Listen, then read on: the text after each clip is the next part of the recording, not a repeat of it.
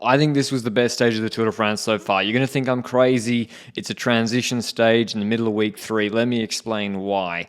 Okay, we have 175 kilometers. We have most of the climbing in the first 50 Ks, but it's not that hard. It's like 5% power climbing uphill. Then there's no categorized climbs after that. The intermediate sprint is deep in the stage. So we have teams classification in play that UAE going for. We have top 10 GC if you sneak in a break. Jordan Jagat, I'm looking at you. We have the stage win, and of course, the points jersey. 50-point stage at the finish, 25 points at that intermediate sprint that's deep in the stage. Pedersen's only got 31 points ahead of Philipsen. He wants to get in the break with a big break that Philipsen's not in. So Trek invest a huge amount in break formation. Pedersen himself a lot. Pedersen, Simmons, Vácek. Pedersen's covering everything, maybe too much. He's jumping and everyone's following him, but he's got a lot of anchors. He's got Jayco, who are happy with the Michael Matthews sprint later. He's got Alpecin blocking because Philipsen wants to sprint. And he's got UAE chasing him as well for teams classification with Niels Pollitt. So eventually the break goes here, at least the first break. This was good. Van der Poel's in it without Pedersen, so he pulls. Simmons is in there for Trek. I thought for Trek, this is okay. I mean, the status quo after this stage is also okay. You can't have Philipsen winning the stage. But then they start controlling behind, so you think maybe they're going to control and have Pedersen block behind. So Pedersen jumps on the last 3K 6% climb. He's got another Alpecin anchor. He nearly gets across. He's about to get there. 1K left. Simmons waits for him. Drops out of the breakaway to wait for him, which Van der Poel is smashing. And then Pedersen blows up completely 10 seconds behind it with about 800 meters to go. So I still thought, okay, that's the break in front. At least it doesn't have Philipsen in it. It doesn't have Binny in it. Binny got dropped. He's on 2 minutes. And, maybe it wins the stage. But there's a big split here. Pedersen gets dropped. And that's the Peloton. Isaac Del Toro's not there. I don't know. Well, we do know there's something up with UAE's riders that are sick. Adam Yates had stomach issues today. He lost 26 minutes, so there's definitely something up with Yates. Del Toro missed that split. Could have just been inattention that he's in this group. Decathlon and Trek don't pull in the group ahead, even though Del Toro's behind. And so the break has to reform on the flat. This is the Peloton, this group. Because the break goes from that with everyone that's not a GC rider. Hagenez is in for Visma. Got Benoit chasing back because now, why Decathlon pacing? You got UAE with 4 riders, including Poggi, so they can't chase. Why Decathlon chasing? It's too late. Del Toro's back. They've got Olav Koy, who survived. I still thought this break was gone. Van der Poel's there pulling. Decathlon thought so too. They stop. It goes from 30 seconds to 1 minute 10. Then Healy jumps across. EF and Visma wanted more riders in. Decathlon gets some help from UNO-X. Abrahamsen starts pacing. I think Hagenez didn't pull when Jorgensen was getting across, so the gap was only 20 seconds. Still, Decathlon were on their knees, and Pedersen jumps. He jumps across to the breakaway thinking, if I can get to this break now, Simmons pulls it. We're 45 minutes from the intermediate sprint. Then I can take 25 points on Jasper Philipsen, and maybe even the break still goes for the stage win. That's what was happening. Philipsen, those in this group, it became a full classic stage. Philipsen jumps, Koy goes across, Decathlon are like, you're going to have to fight it out in front. Philipsen's coming back. We've got these rollers here. You see he's in this group with Koy.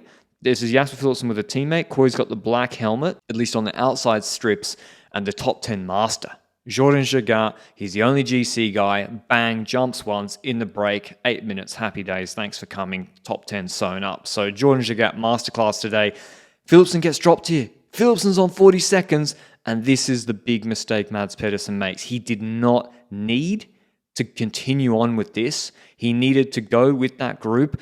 Philipsen blew up completely. He's on 40 seconds. You don't get extra points for beating Philipsen at the IS by 1 minute.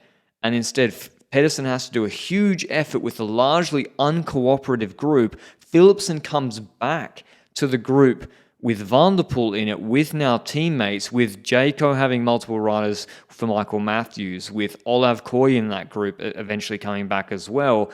Pedersen does take the 25 points, but it's not a big group. And so Philipsen's still able to take 7th. So he does lose 16 points here. So now he's on 40...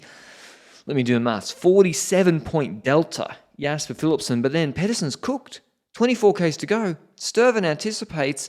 Pedersen doesn't cooperate that much with this group after the sprint because Plancart also tried to beat him at the sprint. So now it's the worst case scenario happening. Yes, he's taken a delta on or a gain on Philipsen at the intermediate sprint, but there's 50 points available at the finish.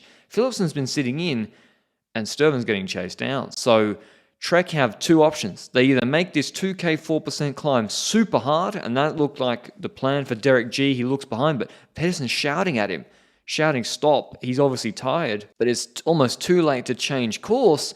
G doesn't know what to do because he thought the plan was to make it hard to drop Philipsen or put him under pressure, but Pedersen's not fresh. He just had that odyssey in the breakaway to get the intermediate sprint. But it's actually the second option is what Trek should have been doing, which is jumping with moves or letting moves go. They're blocking moves when really they should let Hageners go. Someone take the 50 points away from Jasper Philipsen. It's not on them to chase. I mean, if they want to attack, if nothing's happening, fair enough. But Mathieu van der Poel had it on lock. I don't think it would have changed anything. Van der Poel was locking Hageners, Simmons down, not pulling. But then you see here that sort of the crossed wires or mixed messages. G is chasing a Movistar rider where you're like, go.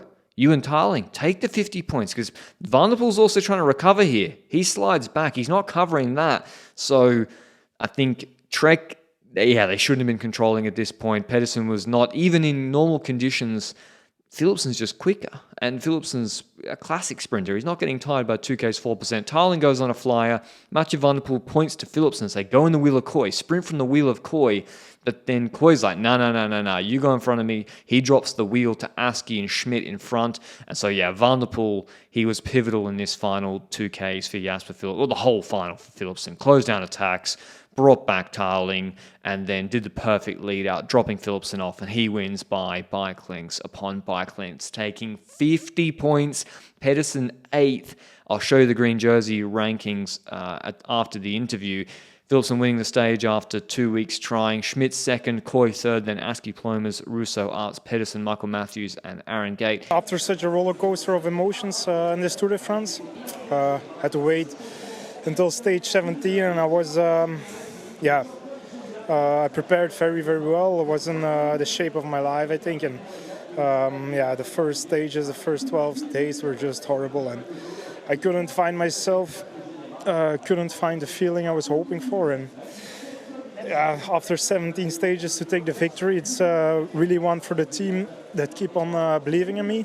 But in terms of the green jersey, Philipsen is now 7 points behind. Pedersen's got to try to get some intermediate sprint points in the breakaway tomorrow, but it's after an 11K or two 10K 5.5% climbs. Remember, the Champs-Elysees stage is not that hard, and Philipsen can win it, especially with the help of Van der Poel. I think this jersey's up for grabs still. Hope you enjoyed the video. See you at the recap tomorrow. Ciao, ciao.